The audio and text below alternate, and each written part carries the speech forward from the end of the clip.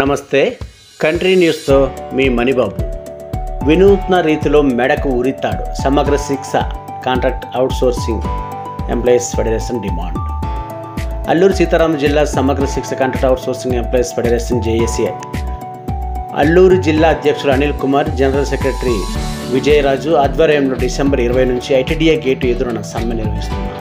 ఈ సమ్మె సందర్భంగా వారు మాట్లాడుతూ ఈ సమ్మె యొక్క ముఖ్య ఉద్దేశం విద్యాశాఖ పరిధిలో పనిచేస్తున్న సమగ్ర శిక్ష ఉద్యోగుల సమస్యల పరిష్కారంలో రాష్ట్ర ప్రభుత్వం ఉద్దేశపూర్వకంగానే నిర్లక్ష్యంగా వ్యవహరిస్తుందని, పీఆర్సీ అమలు చేయకుండా నెలల తరబడి వేతనాలు విడుదల చేయకపోవడం దుర్మార్గమని, తక్షణమే రెగ్యులర్ చేయాలని, హెచ్ఆర్సీ పాలన సమాన పనికి సమాన వేతనం అమలు చేయాలని వారు డిమాండ్ చేస్తున్నారు.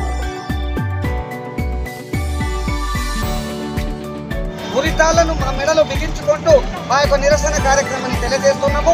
ఫ్యూచర్లో మా యొక్క సమస్యని పరిష్కరించకపోతే మా అధికారుల ఆఫీసులు, కార్యాలయాలు ఏవైతే ఉన్నాయో వాటన్నింటినీ కూడా ముట్టడి చేసి మేమంతా భారీ ఎత్తున మా యొక్క ఆందోళన కార్యక్రమాన్ని చేపట్టే కార్యక్రమం ఉంది. కాబట్టి ప్రభుత్వం వెంటనే స్పందించి మా సమగ్ర శిక్ష ఉద్యోగులందరినీ న్యాయం చేయాలని కోరుతున్నాం.